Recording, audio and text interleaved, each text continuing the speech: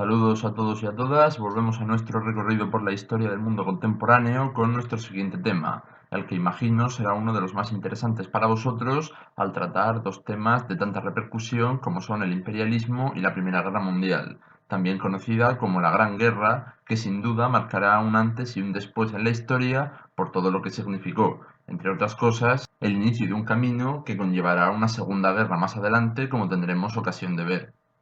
En los vídeos de este tema seguiremos este índice tratando primero el imperialismo y luego la guerra, para lo que nos detendremos en sus causas desde las más remotas hasta el estallido del conflicto, las características de la guerra y sus etapas, los tratados de paz que significaron el fin de la guerra y los principales acontecimientos de referencia de la posguerra, así como las consecuencias del conflicto. En este primer vídeo trabajaremos las bases teóricas del imperialismo, es decir, en qué se basa todo este periodo. ¿Por qué juntamos el imperialismo, que bien puede ser tratado como un tema independiente, con la guerra?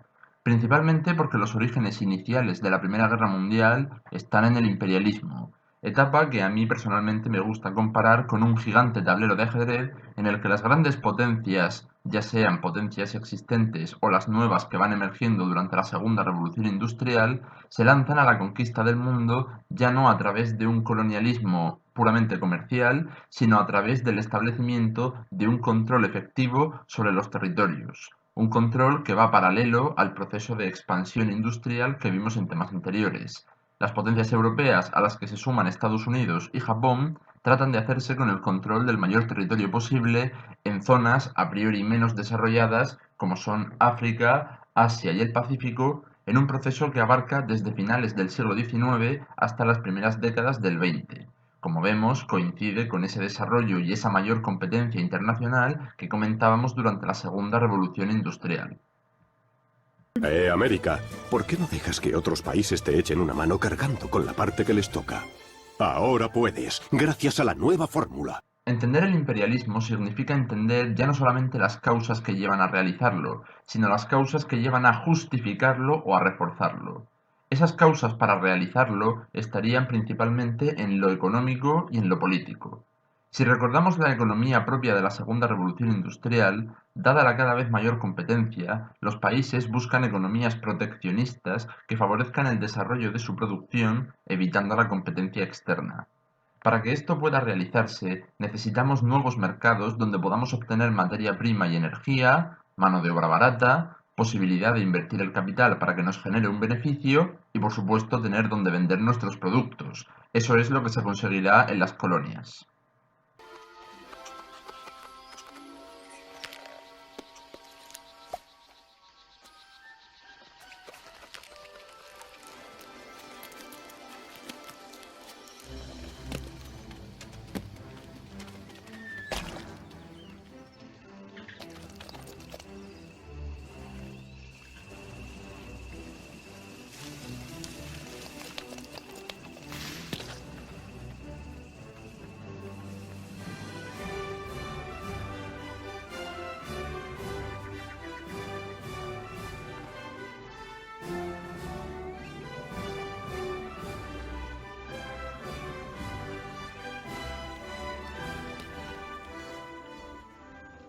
A nivel político, las dos palabras clave son estrategia y prestigio. Ocupar las zonas adecuadas para asegurar el control de rutas comerciales o militares de interés, como los recientemente creados canales de Panamá y Suez, y por supuesto ocupar zonas para ser más fuertes que nuestros rivales. Si nosotros empezamos a llevar semiautomáticas, ellos compran automáticas. Si empezamos a llevar Kevlar, ellos compran balas que lo atraviesan. ¿Y qué? El imperialismo no se basa solamente en conquistar todo lo posible, sino en buscar la mejor manera de reforzarnos nosotros y de estorbar a nuestros enemigos. Y eso podía hacerse ocupando una zona fronteriza interesante o echándole una mano a algún territorio que rivalice con nuestro enemigo, aunque dicho territorio no nos pertenezca. Es decir, jugamos con nuestras piezas, pero también con las ajenas para que las situaciones y relaciones internacionales nos favorezcan.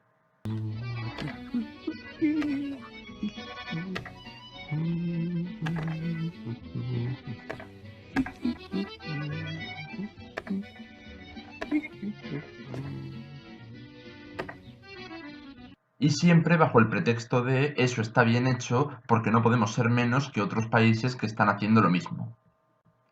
Otros elementos que refuerzan el imperialismo y sobre todo lo justifican estarían en lo ideológico, lo religioso y lo científico. El imperialismo es una forma de exaltar la nación, de expandir los valores que las potencias consideran justos o correctos, de fomentar la ambición y la grandeza, empleando incluso para ello gloriosos episodios históricos del pasado del país en cuestión, e incluso aprovechando la teoría evolutiva de Darwin, la supervivencia de los más aptos, para justificar que la metrópoli, es decir, la potencia imperialista, es el más apto y como tal debe sobreponerse a los más débiles, es decir, las colonias a las que hay que civilizar y que incluso se dice que se les está ayudando porque con la tecnología se contribuye a su desarrollo e incluso se les protege de amenazas externas, lo que desgraciadamente se confundía bastante con lo que en realidad se estaba haciendo, someter y explotar el territorio sin ningún tipo de preocupación. El bicho grande se come al pequeño, princesa. Uno de esos ciclos de la vida que dicen. Voy a decirte cómo deberían funcionar las cosas. El sol hace crecer la comida, las hormigas recogen la comida, los saltamontes se comen la comida. Seré compasivo en esta ocasión. Aún quedan unos meses para que lleguen las lluvias, así que os dejo que lo intentéis de nuevo. Pero, Hopper, antes de la estación de las lluvias, necesitamos almacenar comida para nosotras. Hoy, o aceptáis cumplir lo convenido, o no podré garantizar vuestra inmunidad. Y hay insectos ahí fuera que se aprovecharán de vosotras. Alguien podría lamentarlo.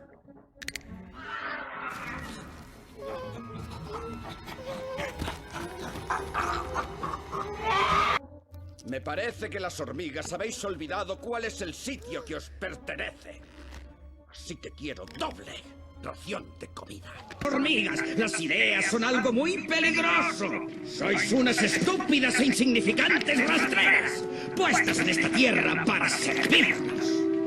Dentro de esta labor civilizadora también juega la religión, considerando el imperialismo como una misión humanitaria para llevar la religión cristiana o protestante al mundo, lo cual tiene como punto positivo la labor humanitaria, llegando a denunciar y rechazar la esclavitud. Te equivocas, Hopper.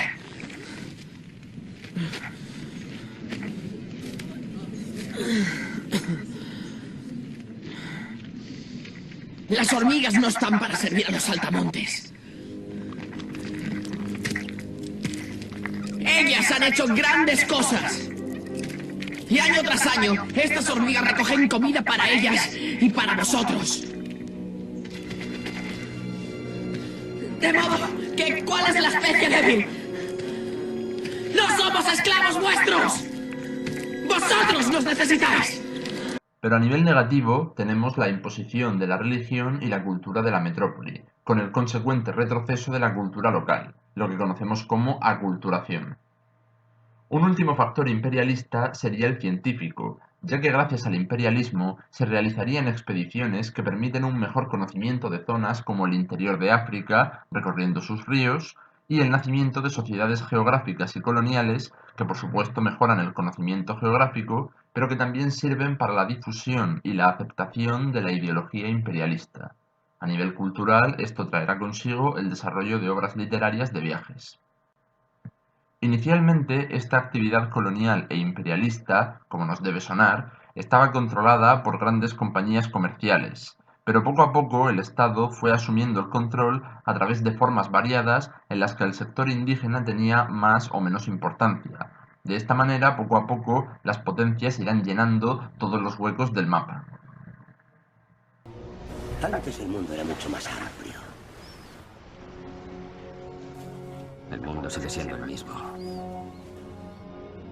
pero con menos alicientes. En las colonias, lo indígena se somete plenamente a la metrópoli, con gobierno y administración europeos. Un ejemplo particular de este tipo son las colonias de poblamiento realizadas como válvula de escape para los excesos de población tras el crecimiento demográfico que trajo la industrialización, otra razón que tenemos detrás del imperialismo. Los dominios, modelo típico inglés, son más autónomos, ya que el poder del gobernador está limitado por una asamblea de colonos. Únicamente será en política exterior donde el gobierno europeo tendrá mayor peso. El protectorado significa que el territorio ocupado es, en teoría, autónomo, tiene su propio Estado y su propio gobierno, aunque solo en la teoría, ya que en la práctica sufrirán el mismo control militar y la misma explotación económica que otras áreas. Por último, tenemos las concesiones, donde el Estado del país en cuestión cede a la potencia colonial el control económico temporal de una zona concreta. Todo ello refleja, por tanto, la variedad de formas de dominación con mayor o menor autonomía y participación de las colonias en el gobierno o las decisiones, pero siempre con la explotación y el control militar y económico como elemento común. Y con esto cerraríamos el primer vídeo. En el siguiente trataremos más detenidamente cómo se desarrolla el imperialismo en la práctica, es decir, cómo se realiza ese reparto del mundo, centrándonos en especial en África y Asia. Continuamos.